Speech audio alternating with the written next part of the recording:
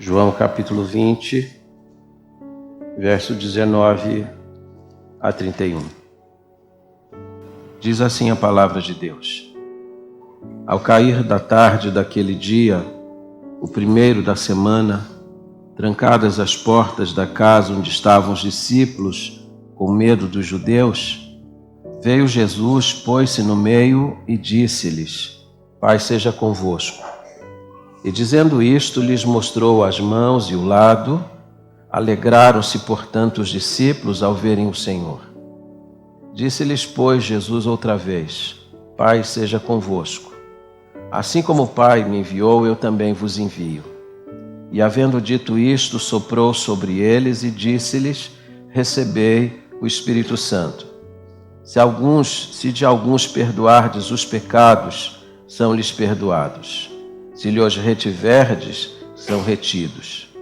Ora, Tomé, um dos 12, chamado Dídimo, não estava com eles quando veio Jesus. Disseram-lhe então os outros discípulos: Vimos o Senhor. Mas ele respondeu: Se eu não vir em suas mãos o sinal dos cravos, e ali não puser o dedo, e não puser a mão no seu lado, de modo algum acreditarei. Passados 8 dias, estavam outra vez ali reunidos os seus discípulos e Tomé com eles. Estando as portas trancadas, veio Jesus, pôs-se no meio e disse-lhes: Pai seja convosco. E logo disse a Tomé: Põe aqui o dedo e vê as minhas mãos. Chega também a mão e põe-na no meu lado. E não sejas incrédulo, mas crente. Respondeu-lhe Tomé: Senhor meu e Deus meu. Disse-lhe Jesus: Porque me vistes, creste? Bem-aventurados os que não viram e creram. Na verdade, fez Jesus diante dos discípulos muitos outros sinais que não estão escritos neste livro. Estes, porém, foram registrados, para que creias que Jesus é o Cristo, o Filho de Deus, e para que, crendo, tenhas vida em seu nome. Amém? Vamos orar mais uma vez. Bendito Deus e nosso Pai, somos, ó Deus, imensamente gratos pela Tua palavra. E rogamos agora que o Senhor nos dê a graça e a iluminação ao nos aproximarmos dela, porque Tu sabes que somos carentes da iluminação. Ilumina nosso entendimento, ilumina o nosso coração e ajuda-nos, ó Deus, a alcançar aquilo que João, inspirado pelo Teu Espírito, registrou neste Evangelho. Dá-nos a Tua bênção nesta hora, nós a suplicamos em o nome bendito e santo de Jesus. Amém. Por favor, tome assento. João capítulo 20 é um capítulo muito especial dentro deste Evangelho. E há pelo menos 3 grandes eventos que estão registrados aqui. O primeiro deles, a devoção das mulheres. As mulheres, diz a Bíblia, foram ao sepulcro na manhã daquele domingo, primeiro dia da semana. Diz a Bíblia que elas foram bem cedo ao sepulcro. Elas não foram antes porque a lei cerimonial não permitia. Mas logo que foi possível, elas se dirigiram para lá. E diz a Bíblia que para aquele momento elas investiram pelo menos 3 coisas. Investiram tempo, porque diz a Bíblia que elas foram ainda bem escuro, nas primeiras horas da madrugada. Investiram talento, porque diz a Bíblia que elas foram ao sepulcro na manhã daquele domingo, com o objetivo de embalsamar, de preparar, de perfumar o corpo de Jesus. E é óbvio que, provavelmente, essas mulheres não tinham habilidades para fazer isso. Elas aprenderam a fazer isso. Desenvolveram talento para fazer isso, porque elas queriam homenagear o Senhor. Investiram não apenas tempo e talento, elas investiram bens, porque diz a Bíblia que elas foram ao sepulcro levando as especiarias que elas tinham comprado. E as especiarias eram caras. Essas mulheres foram bem cedo. E note que elas foram ao sepulcro onde Jesus estava. J. Vernon McGee disse que mesmo numa época como aquela, a atitude dessas mulheres deveria ser considerada uma atitude muito ousada. Muitos homens não têm coragem de ir a um cemitério e de entrar na madrugada ou nas primeiras horas da noite ou do dia em uma sepultura. Mas essas mulheres estavam lá.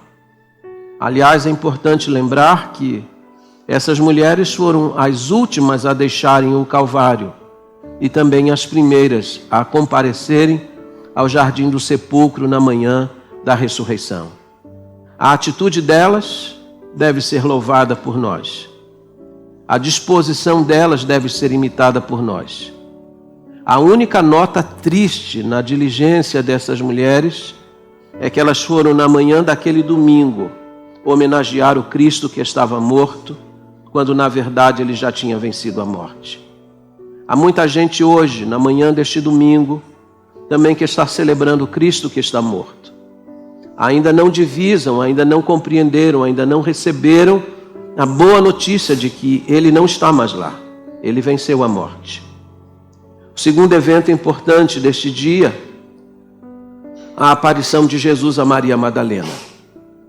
Nos sinóticos, vocês vão perceber, Mateus, Marcos, Lucas, que os evangelistas vão fazer referência a um grupo de mulheres, muitas delas citadas nominalmente, o que também é uma tônica bem interessante, no tempo em que as mulheres não tinham valor, onde as mulheres não eram citadas, a Bíblia vai citar nominalmente várias mulheres que foram ao jardim do sepulcro na manhã daquele domingo.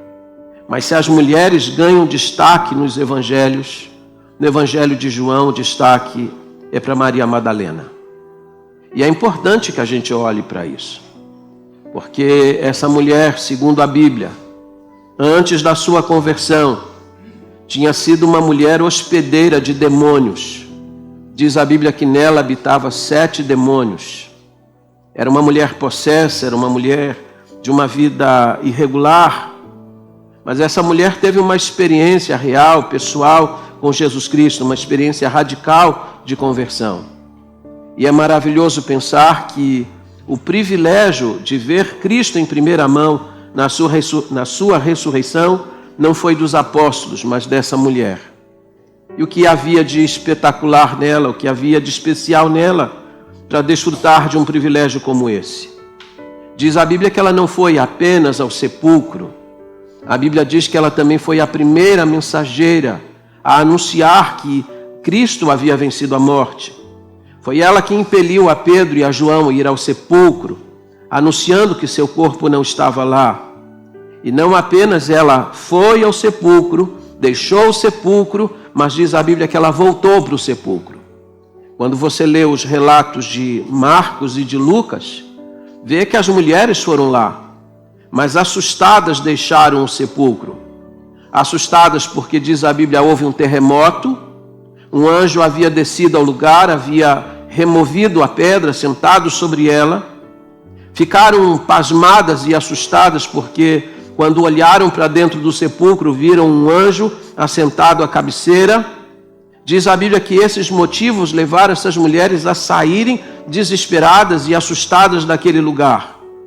Mas Maria Madalena, que havia deixado o sepulcro para chamar a Pedro e a João, ficou lá. E diz a Bíblia que ela ficou ali chorando e pensando o que haveria acontecido ao seu Senhor. Olhou para dentro do sepulcro e de repente ela olha para trás. Ela vê um homem. Ela imagina ser o jardineiro. E ela pergunta para ele: você sabe onde colocaram o corpo do meu Senhor? Se o sabe, diga onde ele está e eu o levarei. Eu fico pensando na disposição dela. Não sei quantos já participando de um funeral tiveram a oportunidade de levar o corpo daquela pessoa até a sepultura. Normalmente 4, 5, 6 pessoas fazem isso. Ela não pensa no peso dele. Ela disse: diga-me onde ele está e eu o levarei. O amor faz isso. O amor faz com que a gente não meça as nossas limitações. O amor faz com que a gente se disponha a ir bem longe. E ela está disposta a fazer o que for necessário para homenagear o seu amado Senhor. Mas enquanto ela diz isso, imaginando que é o jardineiro, porque diz a Bíblia que ela não reconhece. Ela não reconhece não apenas porque seu corpo está glorificado. Ela não reconhece porque, na verdade, nenhum dos discípulos do Senhor, embora tenha ouvido insistentemente que Jesus ia ressuscitar dentre os mortos, nenhum deles havia levado a sério essa promessa. Ela julga que ele está morto, sim, mas se ela não o reconhece pela sua aparência, ela o reconhece pela voz, porque diz que aquele com quem ela conversa e pensa ser o jardineiro, volta-se para ela dizendo Maria. A maneira como ele disse isso, a forma como ele disse isso, e ao tê-lo chamado pelo nome, ela sabia que só tinha uma pessoa que fazia daquele modo, o Senhor Jesus Cristo. Ela não o reconhece pela aparência, mas ela o reconhece pela voz. Ela reconhece pela palavra. E desde então, diz a Bíblia, não apenas o saúda como Rabone, vê que ela não o chama de Rabi, mas de Rabone. Ela o coloca num grau superlativo em termos de ensino e como mestre. Diz a Bíblia que ela tenta abraçá-lo, mas ele, que certamente foi abraçado muitas vezes por ela, agora diz para ela, não me detenhas, vá e diga aos meus irmãos que eu ressuscitei. E ela vai se tornar a primeira pregadora de boas novas neste mundo. Que grande privilégio! E este grande privilégio foi dado a uma mulher. Mas é certo que, olhando para o capítulo 20, talvez a cena mais emblemática seja a incredulidade de um dos seus discípulos, chamado Tomé. Tomé vai saltar na história como um homem incrédulo. Aliás, Jesus disse isso para ele, não sejas incrédulo, mas crente. Mas sejamos sinceros, quando nós olhamos para as páginas dos evangelhos, vamos perceber que ele não era o único. Todos os demais também não criam. Todos os demais precisaram ser persuadidos por esta verdade. Talvez ele tenha sido classificado e tenha saltado na história como um homem incrédulo, porque foi o único honesto a admitir aquele fato. Mas vamos olhar hoje atentamente para a vida desse homem. Há pelo menos 5 verdades que eu queria compartilhar com vocês hoje pela manhã. Razão pelas quais talvez a incredulidade dele nos incomode bastante. A primeira, a vocação de Tomé. Diz a Bíblia, no verso de número 24, ora, Tomé, um dos 12. Tomé era um apóstolo. Tomé era alguém a quem Jesus havia escolhido pessoalmente. Em Marcos capítulo 3, versículo 13, a Bíblia diz que Jesus chamou aqueles que ele quis, soberanamente aqueles que ele quis. Ao escolher os 12, ele fez prevalecer a sua vontade. E dentro da sua vontade soberana, ele escolheu um homem chamado Tomé. Não apenas chamou aqueles a quem ele quis. Quando você lê Lucas capítulo 6, que é o registro do chamado que Jesus faz aos 12, a Bíblia diz que Jesus passou uma noite inteira orando ao Pai para escolher aqueles a quem ele devia chamar para compor o grupo de apóstolos. A escolha de Tomé não foi uma escolha aleatória, não foi uma escolha qualquer, uma escolha descuidada, uma escolha de afogadilho. Aquela foi uma escolha cuidadosa, diante de Deus em oração. Consumiu uma noite de oração. E pela manhã, depois de ter orado, ele chamou aqueles que ele quis e dentre eles ele chamou a Tomé. Muitas vezes, quando o Senhor nos chama, lembramos para o Senhor quem nós somos. Lembramos para Deus as nossas incapacidades, as nossas limitações. Dizemos, eu não estou apto, eu não sou capaz de fazê-lo. Aliás, esse é o padrão que você vai encontrar nas Escrituras. Sempre que Deus está chamando alguém, este alguém se levanta dizendo, eu não estou apto para uma tarefa como esta, uma tarefa tão honrosa como esta. Pois aqui está um homem cheio de limitações. Um homem que tinha uma mente peregrina, um homem que exigia provas tangíveis daquilo que é intangível, um homem que era muito voltado para uma mente empírica, que só podia crer a partir daquilo que tocava e via. Mas será que Jesus não sabia disso quando o chamou? Será que Jesus não conhecia as limitações que ele tinha, as impossibilidades que havia na vida dele? Pois é assim mesmo que o Senhor chama. Charles Haddon Spurgeon disse que o Senhor não chama homens perfeitos. Ele chama homens com defeitos, porque não existe outro tipo de homem para ele chamar. Mas esse homem que foi chamado, com as suas imperfeições e limitações, também foi trabalhado pelo Senhor. Por que vocês acham que Jesus investiu 3 anos e 6 meses do seu ministério, trabalhando e talhando a vida desses homens? Porque ele conhecia as limitações que eles tinham. Eles foram chamados nessa condição, mas não foram deixados nessa condição. Aliás, se você perceber, você vai ver que este homem que tinha dificuldade para crer, ele vai passar por uma experiência profunda, porque Jesus não o deixa na condição em que foi chamado. Então, a primeira coisa que a gente destaca aqui é exatamente a vocação dele. Segundo lugar, joga para mim na tela, a ausência de Tomé. Olha comigo o verso 24 uma vez mais. Ora, Tomé, um dos 12, chamado Dídimo, não estava com eles quando Jesus veio. Tomé e Dídimo são palavras semelhantes. Tomé é uma palavra hebraica, Dídimo uma palavra grega, que significa, tem o mesmo significado, gêmeo. Isso quer dizer que Tomé provavelmente tinha um irmão gêmeo, embora a Bíblia não faça referência a ele. A Bíblia diz que quando Jesus compareceu na manhã daquele dia, o dia da ressurreição, e a Bíblia diz que os discípulos estão reunidos, um dentre eles não estava presente. A Bíblia diz que Tomé estava ausente daquela reunião. A Bíblia não diz o motivo da ausência dele. E a Bíblia não diz o motivo porque talvez o motivo não seja importante. A ausência, sim. O fato dele não estar presente faz com que ele fique privado de um grande privilégio na manhã daquele domingo, de ver Cristo ressurreto dentre os mortos. Ele é privado de uma das maiores revelações que Cristo havia dado dentro do seu ministério. É importante que a gente considere esse fato, porque tantas vezes que a gente poderia ter vindo e não veio, quantas vezes a gente poderia ter ouvido e não ouviu, quantas vezes a gente poderia ter visto e não viu, porque simplesmente estávamos ausentes da reunião. Coisas maravilhosas sempre acontecem quando o povo de Deus está reunido. Os discípulos estão reunidos, mas Tomé não está lá.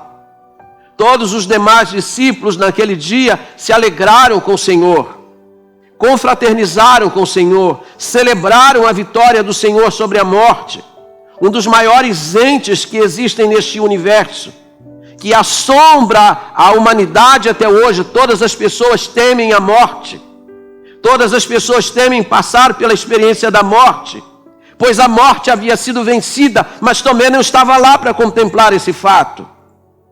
Você tem noção do que você perde quando você não vem? Você tem noção daquilo que você perde quando não se reúne com os seus irmãos? Você tem noção do que acontece quando você diz: hoje eu não estou afim, hoje eu vou ficar em casa, hoje eu estou cansado, hoje eu não estou com ânimo para culto? Quantas coisas a gente já perdeu nesta vida? Pode ter sido naquele culto que Deus falou pelo menos uma coisa que teria feito diferença na sua vida. Pode ter sido naquele culto que você não veio, que Deus ia fazer algo na sua vida e não fez porque você não estava aqui, ou não estava lá em outro lugar onde você deveria estar. O fato é que quando a gente não vem, a gente se priva de alguns privilégios. E Tomé ficou 8 dias a mais, imerso na sua incredulidade, imerso nas suas dificuldades espirituais, porque no domingo anterior, quando ele deveria estar com os demais crentes, ele estava ausente. A boa pergunta que a gente tem que fazer para cada crente é: por onde você anda quando os demais estão reunidos? O que você faz nos domingos quando você deveria estar reunido com o povo de Deus? Essa é uma das razões pelas quais a gente não aceita a ideia de crente desigrejado. Eu preciso de Cristo, mas não preciso da igreja. Ora, como que você não precisa da igreja, se é quando a igreja está reunida que Cristo diz, eu estarei no meio deles? Quantos privilégios a gente já perdeu nessa vida? Quantas coisas boas a gente deveria ter ouvido e que poderia ter transformado pelo menos áreas ou quem sabe toda a nossa vida, mas não aconteceu porque nós nos fizemos como Tomé, estivemos ausentes. O autor de Hebreus, no capítulo 10, verso 25, tem uma exortação: não deixando de congregar-nos ou de estar congregado com os demais, como fazem alguns. Não deixe de congregar. Terceira verdade para a gente pensar aqui hoje cedo, a resolução de Tomé. Diz a Bíblia que quando ele compareceu aos discípulos, depois que Jesus já tinha aparecido, os demais disseram para ele, vimos o Senhor. O Senhor esteve aqui. Ele nos saudou com a sua paz. Ele atravessou as portas que estavam trancadas. Aliás, essa é uma tônica importante para a gente considerar. Nas duas ocasiões em que Jesus vai comparecer diante dos discípulos, no primeiro domingo e no domingo subsequente, a Bíblia diz que as portas estão trancadas. E diz a Bíblia que o motivo disso era o medo dos judeus. Havia um clima de beligerância no meio da cidade. Mas eu até entendo isso no primeiro domingo, quando ainda não tinham compreendido a vitória do Senhor, mas mesmo no domingo seguinte, persuadidos de que Cristo havia vencido a morte, o medo ainda estava lá, porque as portas estão trancadas. Mas Cristo não conhece limitação. Ele atravessa as portas e saúda a todos com a sua paz. Os discípulos veem o Senhor, se alegram com ele e comunicam agora a Tomé que estivera ausente: vimos o Senhor. Mas esse homem, na sua incredulidade, ele manifesta obstinação. De maneira obstinada ele disse, eu não posso crer, eu me recuso a crer. Se eu não vir as marcas nas suas mãos e nos seus pés, se eu não ver a marca no seu lado, de modo nenhum crerei. Ele está decidido a não crer. Ele exige provas tangíveis e note, ele não se satisfaz em apenas ver, ele também quer tocar, porque se ele não tocar, ele não acredita. Tomé sabia que naqueles dias qualquer pessoa crucificada teria marca em suas mãos e nos seus pés, mas somente um deles teria a marca no seu lado. E ele disse, eu quero tocá-las, eu quero ver, eu quero tocar. Ele está obstinado a manter-se endurecido na sua incredulidade. E há pessoas assim, que se endureceram de tal maneira que se recusam a deixar a incredulidade. Mas em quarto lugar, nós vamos encontrar o oferecimento de Jesus a Tomé. Eu acho isso magnífico, irmãos, porque aqui está um traço do caráter e da bondade de Jesus. Se você estivesse no lugar de Jesus, investiu 3 anos e 6 meses na vida de alguém, anunciou reiteradas vezes que ia morrer, que ia sofrer nas mãos dos homens, que ao 3º dia ressuscitaria dentre os mortos, na expectativa de que você montasse acampamento junto da sepultura no 1º dia da semana, na expectativa de vê-lo em primeiro lugar. Se você fosse Jesus, o que você diria a Tomé? Agora note um detalhe. Naquele primeiro domingo, quando Tomé disse aos demais, eu jamais posso crer. Eu não creio, vocês estão dizendo que ele ressuscitou, mas eu não acredito. Ele podia imaginar que os discípulos estavam sendo vítimas de uma alucinação, de um descuido mental, ou qualquer coisa semelhante, mas ele disse, eu mesmo não creio. É interessante que Jesus não estava lá quando ele disse essas palavras, mas Jesus ouviu cada palavra. Jesus sempre vê aquilo que a gente faz, sempre ouve aquilo que a gente fala, sempre sonda aquilo que passa em nosso coração. Jesus não estava lá fisicamente quando Tomé disse essas coisas, mas através do seu espírito ele ouviu cada uma dessas palavras. E é interessante que nesse segundo encontro, no domingo seguinte, quando Jesus comparece diante dos discípulos, e ele mais uma vez vai saudá-los com a paz, porque faltava paz no meio deles, porque se já tivesse paz, as portas estariam abertas. Ele vai concentrar sua atenção exatamente em Tomé. E note que em vez de lançar em rosto a incredulidade dele e de falar coisas terríveis para ele, Cristo vai fazer um oferecimento singular para ele. Ô Tomé, vem cá. Coloca a mão aqui. Põe a mão aqui no meu lado. Note que tudo aquilo que ele havia colocado como impossibilidade, tudo aquilo que ele havia elencado como motivos para não crer, Cristo, nesse encontro pessoal com ele, vai fazer a exposição e dar a ele a oportunidade de vencer aquilo que era a sua impossibilidade. Toca aqui. E aí diz a Bíblia que ele nem precisou tocar. Se você olhar o relato bíblico, percebe que ele não tocou. Ele não precisou tocar. Ele viu com os seus olhos, mas não precisou tocar. E a Bíblia diz que ele vai exclamar aquilo que é uma das maiores declarações de fé do Novo Testamento. E eu acho curioso que talvez uma das maiores declarações de fé do Novo Testamento tenha saído dos lábios da pessoa que até então tinha sido a mais incrédula. Ele diz: Senhor meu e Deus meu.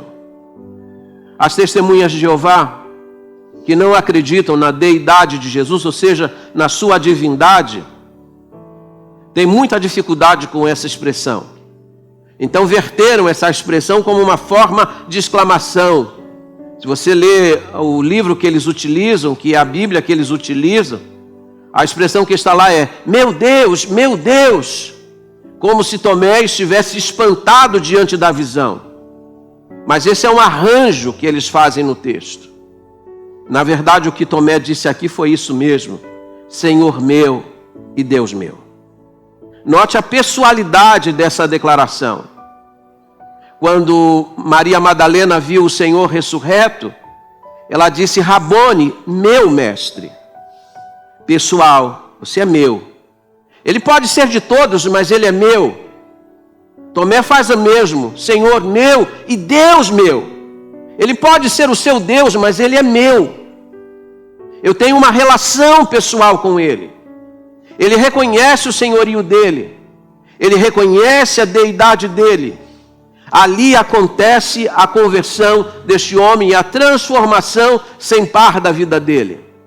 É assim que Jesus Cristo faz. Ele chama as pessoas cheias de limitação. Ele chama as pessoas com as suas incredulidades, com as suas limitações pessoais, mas ele nunca as deixa na condição em que elas estão. Ele ajuda esse homem a vencer a sua incredulidade. E então ele vai citar aqui uma bem-aventurança. Disse-lhe Jesus: porque me viste e creste, bem-aventurados que não viram e creram. Olha para mim, por favor. Quantas vezes a gente olha para a Bíblia e diz assim: puxa vida, que privilégio esse homem teve, ver o Senhor pessoalmente, crer a partir daquilo que viu. Mas Jesus disse que se você creu sem precisar ver e tocar, você é muito mais bem-aventurado do que ele. Se você creu a partir de uma pregação, você é mais bem-aventurado do que Tomé, porque mais bem-aventurado é aquele que não viu e creu. Eu criei sem ver, ele precisou ver para crer. Você é um bem-aventurado? Você crê nesta promessa? Agora, olha comigo o ponto final, a fé de Tomé. Esse homem foi persuadido pela fé. Esse homem foi dominado pela fé. Essa passagem, que é uma passagem constrangedora da Bíblia, ela só é bonita exatamente pela conclusão dela. No desfecho nós encontramos um discípulo até então incrédulo, agora se tornando um crente. E perceba aqui, dado importante, irmãos. Esse homem era crente, mas esse homem era discípulo, mas esse homem ainda não era crente. Porque Jesus disse assim para ele: não sejas incrédulo, mas crente. Crer na ressurreição de Jesus é tudo. Eu me lembro do pastor João Filson Sorém conversando com um jovem lá da primeira igreja batista do Rio de Janeiro. E ao final de um culto, esse jovem disse assim para o pastor Sorém: pastor Sorém, eu não acredito em ressurreição. Eu não creio na ressurreição de Jesus e de nenhuma pessoa. Ao que o pastor Sorém disse para ele: então você é um dos mais miseráveis dentre os homens. E ele disse: o senhor está me ofendendo? Não, meu filho. Eu estou dizendo a você aquilo que a Bíblia declara. Ele disse que se esperamos em Cristo somente para esta vida, nós estamos entre os mais miseráveis possíveis. A ressurreição de Jesus é um pilar da nossa fé. É uma certeza absoluta de que um dia também venceremos a morte. E louvado seja Deus. Jesus não permitiu que nenhum dos seus discípulos duvidasse desta verdade. Pense comigo, ao longo da história, as pessoas trabalhando com a ideia de que entre aqueles a quem o Senhor chamou dentre seus apóstolos, um morreu na sua incredulidade. Um morreu duvidando de que Jesus havia vencido a morte. Esta certeza Jesus deixou presente no coração de cada um deles. E essa é a razão porque os apóstolos viveram por essa verdade e se dispuseram a morrer por ela. A fé de Tomé deve ser a sua e a minha também. Nunca duvidarmos deste fato incontroverso. E eu vou terminar. Vou terminar com a conclusão que João faz deste evangelho, verso 30 e 31. Na verdade, fez Jesus diante dos discípulos muitos outros sinais. Se outros, é porque esse foi um sinal. Fez muitos outros sinais que não estão escritos neste livro. Estes, porém, foram registrados para que creiais que Jesus é o Cristo, o Filho de Deus, e para que crendo tenhas vida em seu nome. Há duas coisas importantes para a gente pensar aqui. A primeira é que a ressurreição de Cristo foi o maior sinal que ele poderia ter dado. Ele fez muitos sinais. Você sabe que o Evangelho de João é distinto dos demais. Em Mateus, Marcos e Lucas, curar os enfermos, libertar os possessos, ressuscitar os mortos é descrito como um milagre. No Evangelho de João isso é descrito como um sinal. Um sinal que aponta para uma verdade maior.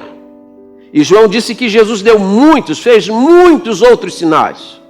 Abriu os olhos aos cegos, limpou os leprosos, libertou os possessos, levantou os cativos, restaurou vidas que estavam destruídas. Ele fez muitos outros sinais, mas o maior sinal que ele poderia ter dado acerca de quem ele era é que ele, de fato, venceu a morte. Ele ressuscitou. E essa é a beleza do cristianismo. Quando eu fui a Israel, o lugar que eu tinha muita ambição de ver era exatamente o Calvário. Depois do Calvário, poder entrar no lugar onde foi colocado o corpo do Senhor. E é interessante que na entrada já tem uma placa em inglês dizendo assim: ele não está aqui, ele ressuscitou. Se você visitar a tumba de qualquer líder religioso, lá está a tumba e lá estão os restos mortais. Mas a tumba de Jesus está vazia porque ele venceu a morte. Que beleza servir a Cristo. Que maravilha trabalhar para Cristo. Que beleza poder acordar no domingo bem cedo, vir para a igreja, cantar, orar, sabendo que nós estamos falando com alguém que está presente neste lugar porque ele venceu a morte. Essa é a beleza do cristianismo. Segundo lugar, olhar para esse texto e ver que a ressurreição de Jesus, ela compreende um propósito dentro deste evangelho. João está dizendo que ele escreveu tudo isso com um propósito. Ele disse: para que creiais que Jesus é o Filho de Deus. E que, crendo nisso, você receba a vida eterna. Quando João escreveu as epístolas, ele escreveu com um propósito. Primeira, segunda e terceira epístola de João, ele disse que escreveu para que nós saibamos que temos a vida eterna. Quando ele escreve o Evangelho, ele disse para que vocês creiam em Jesus Cristo e crendo nele, vocês recebam a vida eterna. Isso significa que ninguém pode receber a vida eterna se não crê na ressurreição e na vitória de Jesus sobre a morte. Esse é um elemento essencial para a sua conversão e transformação pessoal. A ressurreição de Jesus é uma das maiores bênçãos dentro do cristianismo e uma das maiores alegrias que devemos celebrar. Ele não está morto, ele está vivo. Ele está aqui para receber o nosso louvor e o nosso culto nesta manhã. Portanto, a palavra de Jesus a Tomé é a palavra para cada um de nós. Não sejas incrédulo, mas seja crente.